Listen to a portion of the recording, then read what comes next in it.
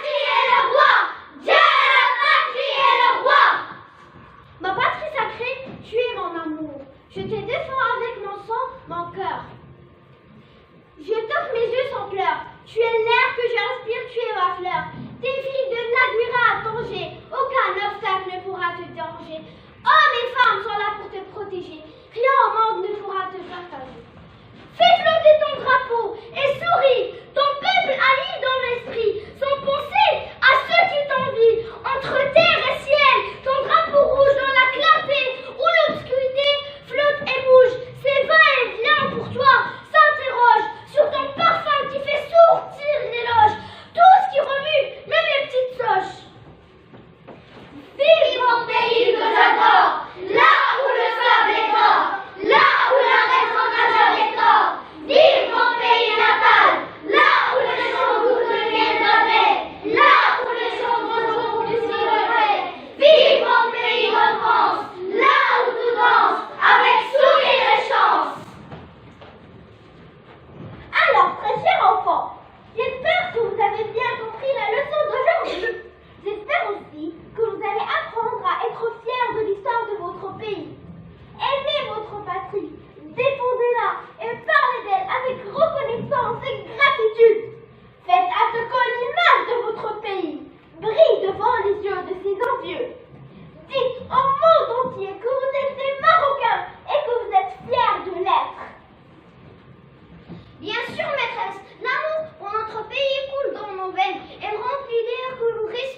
C'est un sentiment que nous avons hérité de nos parents et que nous comptons transmettre génétiquement de génération en génération.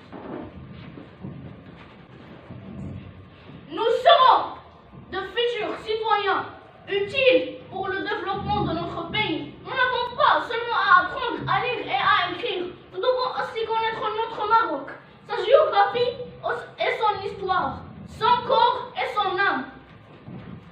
Nous serons les hommes et les femmes de demain, responsables et capables d'œuvrer positivement pour que notre pays aille en avant.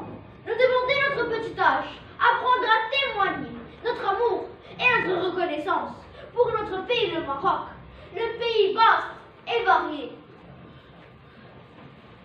Sachez maîtresse que nous sommes fiers d'être nés marocains. Alors mes amis, récitons tous la gloire de notre patrie, portons haut son drapeau, combattons le malheur et offrons à notre pays des histoires de bonheur. Battons fort nos ailes et voyageons dans les airs, parlons au monde entier de notre mère patrie, racontons sa gloire et annonçons de toutes les couleurs notre joie d'être des Marocains. Grand hymne à notre Maroc, pays de solidarité et de stabilité, berceau des âmes libres et source des lumières. Nous sommes prêts à répondre à ton appel et à rester à jamais fidèles. Yevladi, sache que je t'adore. J'ai abreuvé ton amour et respiré ton odeur. Maroc, l'histoire récitera ta gloire. Maroc, je suis ton défendeur de toujours. Bravo mes petits, je suis fière de vous. Vous avez très bien compris la leçon. Je suis rassurée et apaisée. Je sais que le pays pourra compter sur vous. Sachez maîtresse qu'un bienfait n'est jamais perdu et que par l'œuvre qu'on reconnaît l'artisan. Oui, on dit aussi que les bons fruits viennent d'une bonne semence. Nous sommes le corps de cette patrie, mais vous êtes son âme. C'est de vous, maîtresse, qu'on a hérité l'amour et le respect pour notre pays. Vous êtes l'arbre et nous sommes les fruits. Vous êtes l'artisan et nous sommes les œuvres.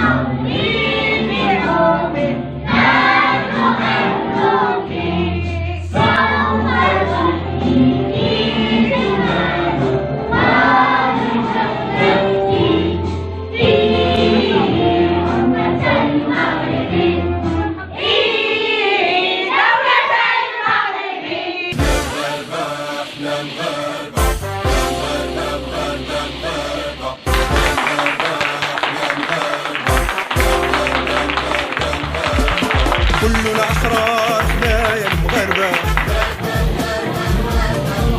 وكلنا رجال وهي المغاربة. كلنا أحرار احنا يا المغاربة، وكلنا رجال وهي المغاربة. كلنا أحرار، كلنا أحرار مغاربة.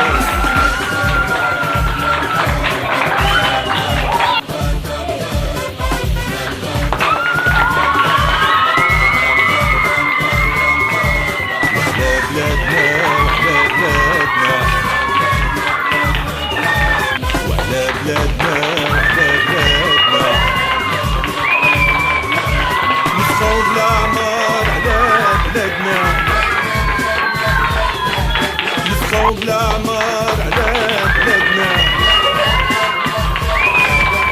كلنا أحرار، كلنا أحرار مغاربة.